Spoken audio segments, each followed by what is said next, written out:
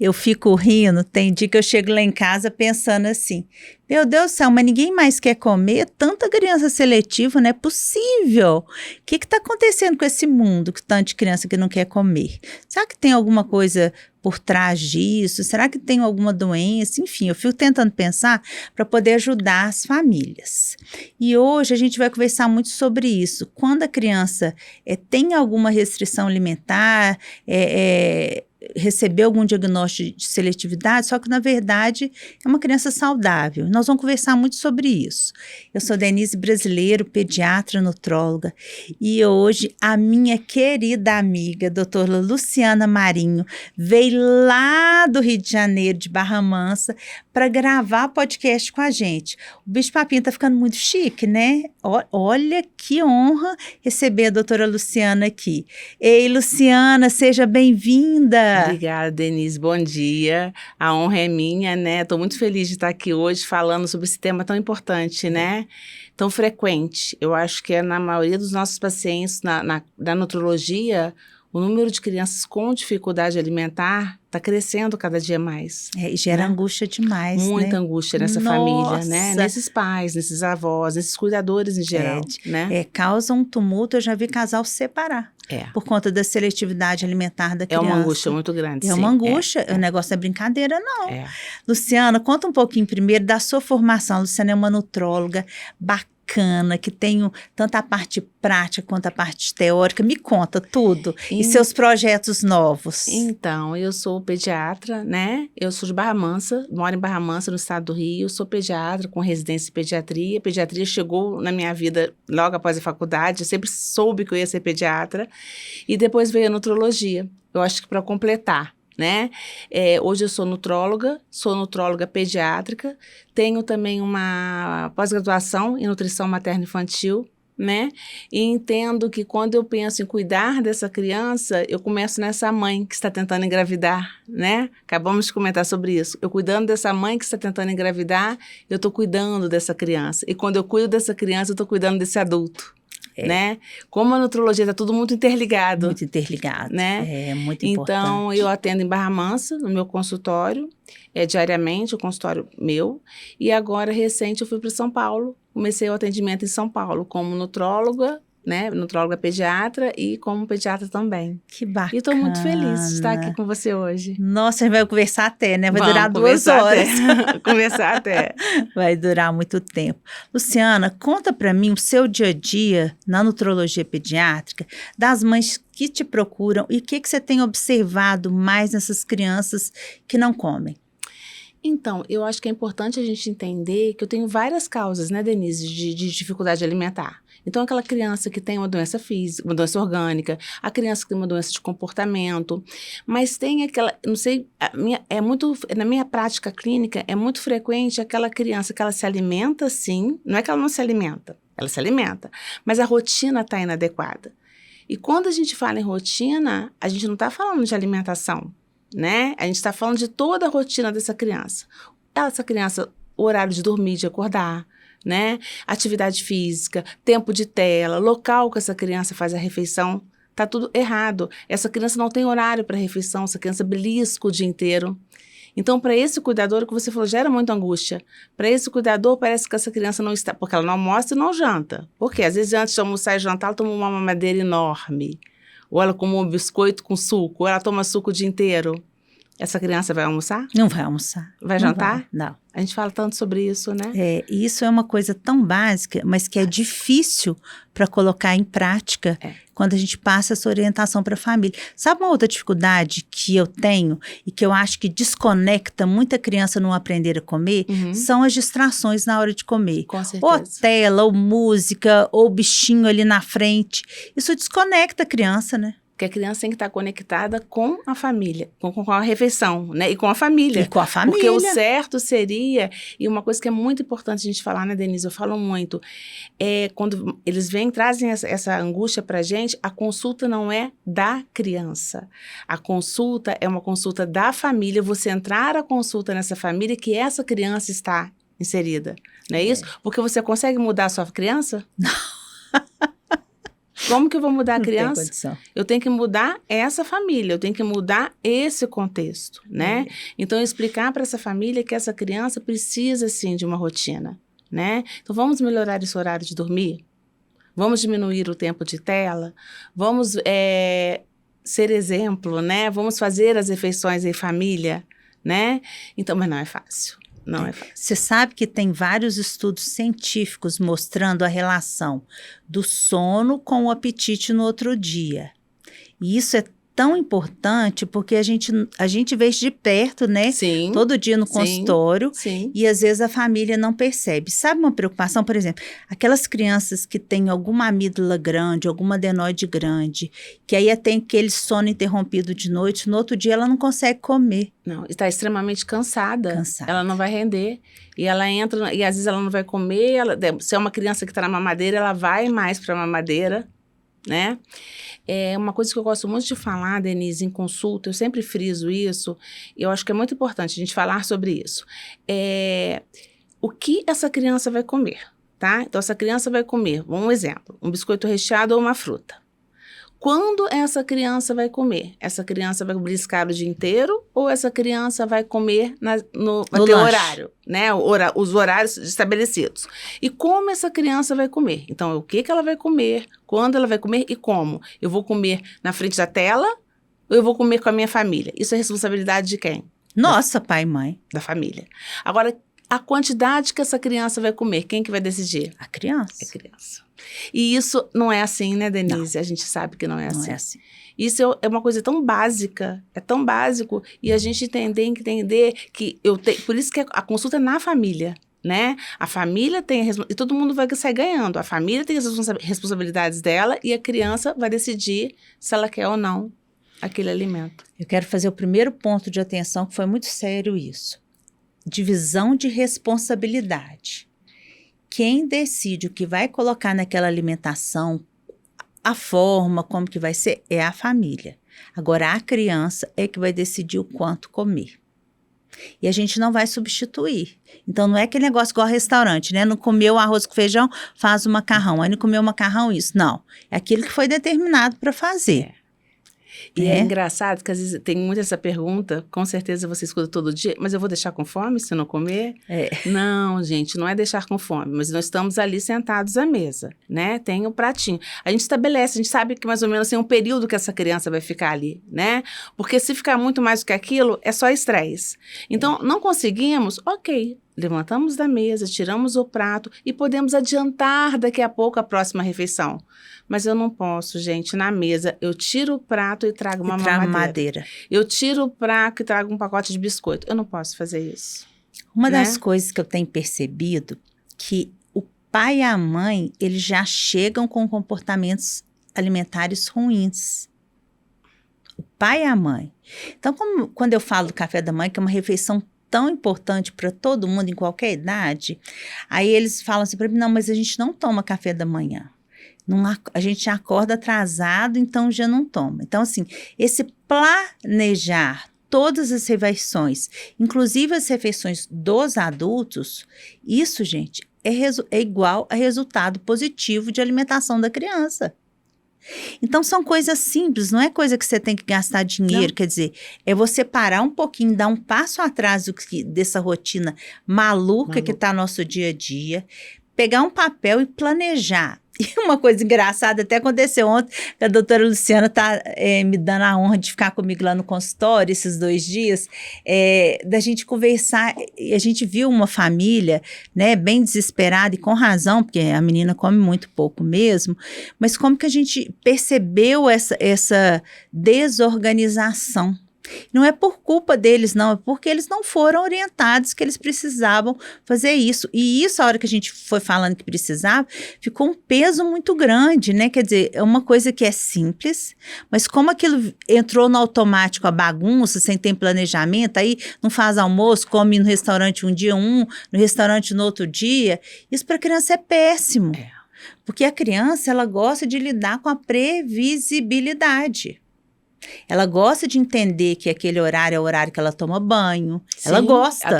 Todos Ela nós gosta precisamos de desses rotina, rituais, né? Todos nós Ela precisamos de gosta, rotina. ela gosta. E aí, de repente, ela é inserida na bagunça, assim, a bagunça da cabeça dela fica bagunçada também. A rotina traz segurança, né? Traz segurança. E uma a coisa rotina que traz a rotina segurança. traz segurança. E é importante porque às vezes a gente sabe que a vida tá corrida. A gente sabe que nem sempre eu vou conseguir reunir aquela família, né? Mas eu acho que é importante a gente ter momentos em família. E eu sempre falo assim, essa criança não está sozinha em casa. Então, mesmo que eu não esteja a família toda, tem um cuidador com ela. Então, esse cuidador sente com essa criança, seja exemplo para essa criança, coma a mesma coisa que essa criança. Não precisa falar aquela palavrinha, experimenta, não. Come uma fruta, que delícia, tá crocante, tá... Então, isso vai estimular a criança a comer. Né? Aí sim, família, no final de semana ou à noite, no horário que eu posso, vamos todos fazer a refeição, né? Olha que precisou de muita gente estudar uma coisa que a gente lembra com carinho, né, da nossa infância. Né? A gente tem memória afetiva. Que é alimentar em família. Tinha coisa mais gostosa que se no almoço de domingo você ia para casa da sua avó, você encontrava com seus primos. Cria memória afetiva, não cria? Memória afetiva. Cria memória afetiva. Depois que inventou o micro-ondas, já escutei isso mesmo, desconectou a família, porque aí cada um come num horário, vai lá, esquenta, aí não come junto. E foi mesmo, esse micro-ondas foi um dos culpados aí. Mas essa... E outra coisa, essa família, por exemplo, final de semana, isso eu sentia muito falta na pandemia, né? Eu posso pegar essa criança no final de semana, vamos levar essa criança para o hortifruti? Vamos levar essa criança para uma feira livre? Né? Vamos combinar, hoje nós vamos escolher algumas frutas, vamos fazer uma salada de fruta em casa? Chama essa criança para arrumar a mesa, sempre sob supervisão, né? Vamos arrumar a mesa, vamos fazer uma salada de fruta. Traz essa criança para dentro do contexto. Olha que coisa bacana, uma criança está aprendendo as cores. Eu posso levá-la no mercado, que cor é a maçã, que cor é o alface, que cor é a berinjela. Porque tem criança, Denise, que não consegue chegar perto do alimento. Não consegue. Né? Então, essa criança, às vezes, eu estou interagindo. Eu não estou comendo, mas eu estou interagindo com o alimento. Né? Ter brinquedos, olha quanta coisa que a gente pode fazer para essas crianças que têm dificuldade. Ter brinquedos que... remetem isso, né? Fazer comidinha, né? Aquele fogãozinho. Frutinha, né? Livros de história. A gente tem vários livros de historinha com... que vai falar de alimentação, dos próprios alimentos, né? E entender que é um passo de cada vez, né? Eu acho que isso que é mais importante. Eu acho que isso que gera uma angústia gigante na família. E quando a criança entende de onde vêm os alimentos, isso também gera interesse, né? Sim. Então, por exemplo, se levar tudo pronto para ela e ela não saber que a gente foi lá, alguém plantou, depois colheu. Então, quem tem a oportunidade de ter uma fazendinha, uma terrinha e ter uma hortinha só para aquela criança, eu ponho até o nome da criança. Olha que delícia isso, gente. Isso é muito bacana. E colocar a travessa na mesa, deixar ela ver o que está acontecendo, deixar todo mundo comendo a mesma coisa. Isso dá muito impacto, né? E o visual abre apetite, gente. Se for aquele negócio misturado, tudo de um jeito assim.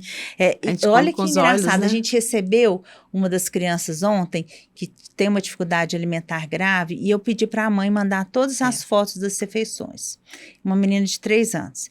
E aí eu vi um prato, prato bonito, assim, o recipiente prato muito bonito, infantil, com as divisórias e tudo picadinho, bonitinho, mas você olhava para aquele prato, você via que não era um prato apropriado para uma criança de 3 anos.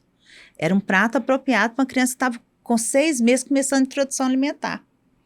Um negócio que você olhava assim, falei, uma criança de 3 anos receber esse prato assim, ela não vai ter vontade de comer. Aí falei com a mãe, vamos pôr um prato mesmo, com as comidinhas uma pertinho da outra, já que ela não gosta que mistura, mas vamos colocar. E a hora que ela mandou a foto do prato que ela montou no jantar, eu fiquei tão feliz, porque só de bater o olho você via, tem vida nesse prato. E ela comeu, a mãe mostrou o prato depois, né? E ela comeu. Então, assim, até nisso você sabia que, sabe esses, como é que chama esses coisinhas de mesa que a gente coloca? Jogo americano? Jogo americano, que eles mostraram que até a cor do jogo americano, para esses meninos que são mais seletivos, vão fazer com que esse menino coma mais ou Sim. coma menos. E você não colocar, isso eu já vi também, você não colocar prato com muito estímulo, com muito desenho. Porque, na verdade, tem criança que qualquer coisa eu vou tirar o foco. A criança tem que estar focada na comida. Não é focada na televisão, no brinquedo, é na comida. Né? E é literalmente você sentado na frente dela. Eu pego muito, é frequente, eu acho que você pega também, às vezes a criança come mais cedo que a família. Né? Então a criança, jantou 5 horas da tarde, 6 horas da tarde, não come nada, nada. Mas aí na hora que a gente está jantando, a criança quer comer. Mas é lógico, ela quer comer com a família. Né? Então, vamos flexibilizar, vamos colocar esse jantar dessa criança um pouquinho mais tarde, essa família vai comer um pouquinho mais cedo e todo mundo vai sair ganhando, né? Acho que literalmente todo mundo sai ganhando. E o comer em família diminui o risco depois da criança ser usuária de alguma droga, diminui problemas de ansiedade. Sim, isso, gente, trabalho científico, não é da nossa cabeça, não. Na nossa cabeça a gente sabe porque a gente vivencia isso, que é diferente a criança que tem essa oportunidade. Mas agora a ciência veio para provar e pedir para o pediatra, pedir para todos os profissionais que trabalham na infância, em prol da infância, que fale isso muito, várias vezes, que parece que entra aqui e sai aqui, uma coisa tão bacana, né? E entender, porque às vezes essa criança, assim, ela tá acorda 11 horas da manhã, toma mamadeira, não é isso? Acorda 11 horas da manhã, toma mamadeira, aí meio-dia ela não vai almoçar. Aí ela não almoçou, vai vir com o quê? Outra mamadeira, vai comer biscoito a tarde inteira, mais uma mamadeira, essa criança não vai jantar. Então, é importante a gente ter um olhar para essa situação, porque não é que ela só vai crescer e vai passar. Vai crescer e vai passar? Se você não mudar a rotina dessa família? Não vai crescer. Eu acho que isso é muito importante, né? Porque eu tenho que tirar um tempo, fazer... E às vezes, Denise, é tão interessante, eu peguei uma criança uma vez, foi muito interessante. Quando você vai fazer a anamnese, quando você chega com essa família e vai conversar, entender o que está acontecendo. Ela vai detalhar o dia a dia. Às vezes não parece que é ali que eles vão ter a real percepção do que vai estar acontecendo. Porque ele está falando, Porque né? ele está falando. Eu peguei uma criança que eram 5 a 6 mamadeiras por dia. Era só mamadeira. E a queixa de que ela não comia absolutamente nada. Era mamadeira e biscoito. Uma criança de 2 para 3 anos. Realmente ela não almoçava nem jantava. Era 5, 6 mamadeiras engrossadas com biscoito durante o dia. Nossa. E quando eu acabei, tava 2 cuidadores. Quando eles acabaram de relatar, aí eu perguntei, por que essa criança não come? Um cuidador falou para mim, porque... Ela falou assim, ela não come porque ela não quer. O outro falou assim, ela não come porque ela simplesmente está comendo o dia inteiro e ela não tem apetite. Eu falei, simplesmente porque ela está comendo e não tem. Não é porque ela não quer. Ela está satisfeita. E o estômago da criança é pequenininho. É pequenininho, né? Então, essa percepção. Não é que não come. Come, mas come inadequado. Por quê? Porque a minha rotina está inadequada. Então, não vamos mudar tudo de uma vez. Isso gera angústia, não gera? É um passo a cada dia. Passo a cada dia. E assim, outra coisa que eles odeiam, viu, gente? A monotonia alimentar. Então, todo dia a mesma coisa, sem uma surpresinha de uma coisa, um alimento novo, né? Ontem a uma mãe falou isso com você, essa criança do pratinho. Ela falou assim, será que é porque todo dia eu estou dando a mesma coisa? A mesma coisa. A ciência do comer vai muito mais além do que o alimento, do que o nutriente. São tantos fatores que estão por trás disso. Eu já tive uma criança que ela comia super bem, de repente, aguda, ela parou de comer. E aí, eu falei, gente, não estou entendendo, porque era um menino que nunca tinha me dado problema, ele tinha mais ou menos 3 para 4 anos. E aí eu entendi que ele estava muito triste, porque a mãe começou a trabalhar. Tá vendo? E aquilo não foi bem comunicado para ele. Então, ele mostrou a tristeza dele de não estar o tempo inteiro com a mãe tão presente e tudo, na forma de uma recusa alimentar. Sim. E que depois que a mãe sentou com ele, falou que para ela era muito importante ela trabalhar, que ela encontrava com as amigas. Não falo, porque uma coisa também, às vezes a gente fala só que a gente está indo trabalhar por causa de dinheiro, a criança não consegue entender muito isso, né? Sim. Várias crianças falam assim, não precisam comprar nada para mim que eu quero você em casa, né? Assim então, mesmo. eu acho muito mais legal quando a gente vai voltar a trabalhar, ou a gente começa a trabalhar, a gente fala para a criança assim, O trabalho é muito importante para sua mãe, é muito importante para o seu pai, porque a gente encontra, igual você encontra com seus amiguinhos. Deixa a gente feliz, Deixa né? a gente feliz, Sim, deixa a sim. gente feliz. Então eu vou mais para esse lado, Sim, e não o sim. lado de financeiro, né? Sim, Porque eu acho sim. que isso gera um peso muito grande. E aí depois que foi trabalhado, esse menino aos poucos foi voltando a comer.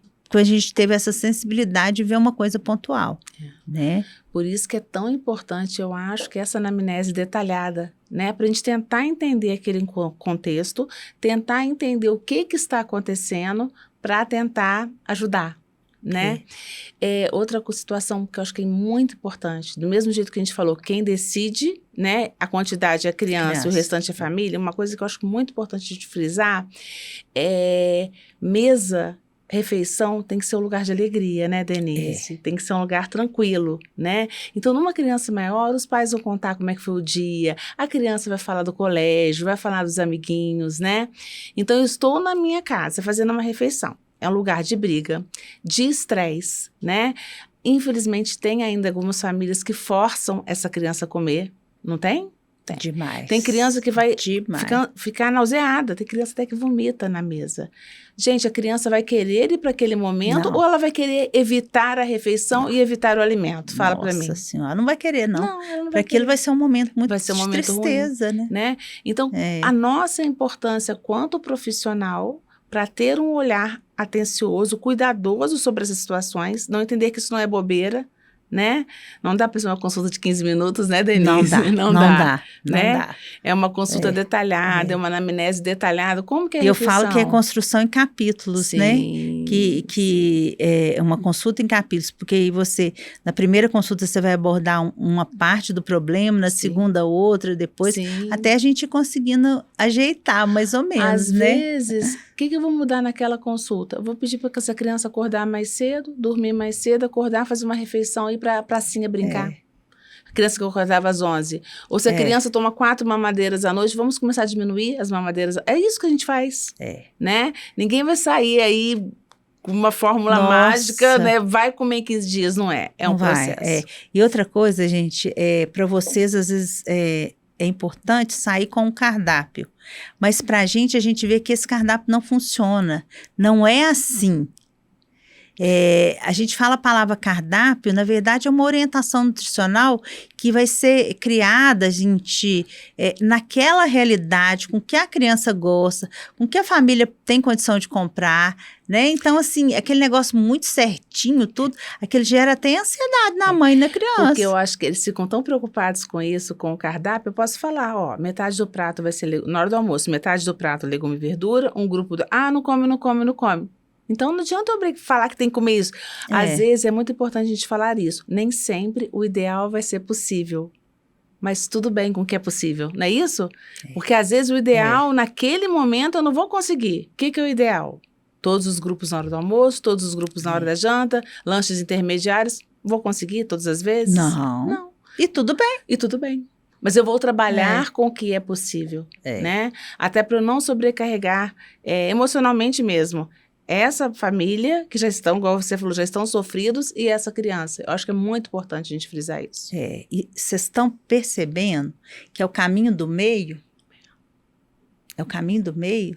Todas as vezes que eu não tive resultado com os meus tratamentos das crianças que não comiam, eu vi que eu errei em dar tantos para-casas para a família. Devagar. E aí é devagar. E tem famílias que tadinhas, elas estão num processo de tanta angústia que elas falam, não, mas é só isso que nós vamos fazer esses 15 dias? É só isso. Assim e tá mesmo. tudo bem? E tá tudo bem. E tá tudo bem. Porque se eu passar 10 listas, não vai fazer nenhum. Se eu passar um, às vezes vai fazer aquele bem feito, básico, bem feito. Eu sempre falo, não é dieta, não é cardápio, é mudança de comportamento. E mudança de mentalidade, mudança de mentalidade, a família entendeu que ela tem que programar, ela tem que planejar aquela refeição. Se ela entender que a criança vai acordar mais cedo, vai comer alguma coisa, vai ir para uma pracinha, não vou dar lanche, não vou dar nada para ela beliscar a manhã inteira, vai ter o horário do... Olha quanta coisa! E quando a gente vê... É o que você falou, a criança precisa de rotina. Todos nós precisamos. Imagina se a gente não tiver horário, né? Então, quando você vê, você foi devagarzinho, construindo em camadas, né? Respeitando aquela criança, se respeitando. Eu acho que isso é muito importante. Talvez você está escutando esse podcast querendo uma fórmula mágica, né? Para assim, não, meu filho está comendo pouco, eu vou escutar o podcast do Bicho Papinha e eu vou pegar aquela dica e vai dar certo. Não vai. Sabe por quê? Cada realidade é uma. E cada criança não está comendo adequadamente por algum motivo diferente. Então, primeiro a gente vai conversando para a gente detectar quais são os reais motivos.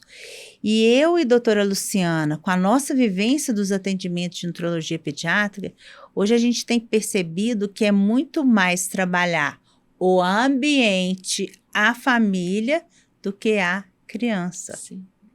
E isso é o mais difícil. É o mais difícil. Eu falo isso muito.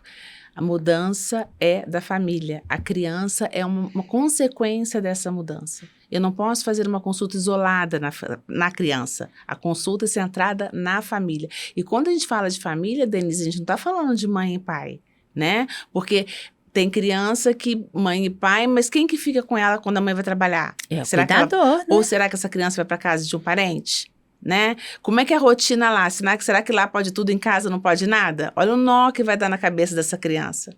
Eu acho que é importante a gente todos conversarem a mesma língua, né? E aí entra os pais separados, Sim, né? Que aí sim. quando vai ficar com o pai é um tipo de alimentação Sim. e quando vai ficar com a mãe é outro tipo de alimentação. Tem o caso dos avós, às vezes tem tio que fica, às vezes tem a babá, né? É importante a gente, todo mundo falar mais ou menos, vamos flexibilizar final de semana? Vamos flexibilizar, né? Não. Vamos flexibilizar, mas durante a semana a gente precisa ter, né, estarem inseridos no contexto. Horário para acordar, mais ou menos, horário para dormir, mais ou menos, gente, né? Fazer uma atividade física, saber o que eu posso e o que eu não posso fazer, porque um faz uma coisa, o outro faz outra. Eu acho que quando você fala isso, a pessoa quer uma fórmula mágica, não tem. Não tem. Mas eu tenho, sim, estratégias de toda a família, não isolada, né? De todo mundo que vai ficar com essa criança para melhorar. Sabe, eu acho que é importante. Eu tô lembrando aqui, sabe uma coisa que também que desconecta e distancia a criança de gostar de comer? O excesso de limpeza. Sabe quando a gente vai começar a dar as primeiras alimentações, aí a mãe limpa toda hora, não deixa a menina pôr a mão na comida, ou o menino, não deixa fazer aquela baguncinha, eu não aguento aquelas bagunças, pode saber que esse menino vai ficar com dificuldade alimentar. E às vezes ainda é frequente. A mãe fala, mas precisa tocar? Precisa tocar. Aquela criança que ela não quer, senta na frente de uma criança, coloca a mesma refeição para você e para ela vai querer a sua dela. A minha. A sua. Aí ela vai querer pegar com o talher ou provavelmente com a mão. E tá tudo certo. Não é isso? Quando eu recebo foto do menino alimentando todo sujo, eu falo, ok. Agora quando eu vejo tudo limpinho, isso não vai dar certo. Eu falo, sabe o que eu brinco? Eu falo que a minha alegria é o dia da pitaia cor-de-rosa. Gente, o dia da pitaia cor-de-rosa, eu falo que fica do fio de cabelo tem coisa mais linda que isso, Denise? Não tem. É prazeroso. E às vezes também não vai pegar, né? Eu vou pegar, eu falo que vai fazer um skincare no rosto, vai fazer uma máscara, e tá tudo certo. Tá tudo certo. Mas ela precisa tocar essa comida. Talvez cheirar, jogar, deixar, mas faz parte, Faz parte. Eu queria que a Luciana fizesse um resuminho das coisas básicas para vocês aí, dessa criança que tá tudo bem com ela, mas só que naquele momento ela não quer comer. Eu acho que o principal dessa conversa, a primeira coisa, escutar essa família, né? Escutar e entender aonde que a gente, como profissional, pode ajudar, né? Explicar para essa família que é um processo, né, que é um passo de cada vez, que nós vamos trabalhar com o que é possível naquele momento, mas que a mudança é da família. Eu acho que o mais importante é isso, Denise, a mudança da família e a criança é uma consequência dessa família, uma consequência dessa mudança. Então, a mudança da família, a criança vem como consequência. Eu acho que isso é muito importante, né? Essa criança precisa ter uma rotina, estabelecer as responsabilidades, lembra? Né? Quem decide o local, o que vai comer e como vai comer. Mas quem vai decidir a quantidade é a criança. Aí eu acho que a gente já tem, entendeu? E criar aos poucos uma rotina. Pedir que essa rotina, né, seja feita por todos que ficam com essa criança. né? Então, não adianta ir em casa, eu dou meu cafezinho da manhã, ela vai brincar, depois ela pode comer uma frutinha na manhã e o almoço. Aí vai para casa de algum cuidador e vai comer biscoito, suco a manhã inteira, essa criança vai almoçar? Não vai. Não vai. Então, eu acho que todos falarem a mesma língua, né? Tentar criar uma rotina, não tem fórmula mágica. Eu acho que a rotina, né? Que pode ser mais flexível num determinado momento e tá tudo certo, Tá tudo né? certo. E respeitar, né? Essa criança. Por exemplo, a criança não quer comer aquele. Isso é muito comum. Meu filho detesta banana. Detesta banana. Ok. Já tentamos fazer banana de outra maneira? Né? Vamos fazer uma banana com iogurte, batidinha, com um pouquinho de aveia? Vamos bater com leite, fazer um picolé de leite de banana? Vamos fazer uma farofinha de banana? Por que não, para os maiores, eu posso fazer um bolinho de banana? Posso, para tomar com um copo de iogurte à tarde? Então, às vezes, não é que eu não gosto do alimento, né? Eu não gosto. Jeito que ele está, Isso. né? E eu acho que é essa a importância da nossa consulta. Fornecer essas informações para deixar essa família segura, entender que é um processo, né? E que realmente tem que ser mudado essa rotina, porque senão, às vezes, infelizmente, ainda tem, né, profissional que vai falar, não, vai crescer e vai melhorar. Se você continuar nessa rotina, vai melhorar, Denise? Não vai Vai não. melhorar. Não vai não. Né? Espetacular, né? Eu tenho certeza que você gostou e que você vai contar para uma amiga que vale a pena escutar e ouvir no YouTube também esse episódio. Se ficou alguma dúvida, alguma sugestão, pode mandar para a gente bichopapinha.pod. Um grande abraço para você.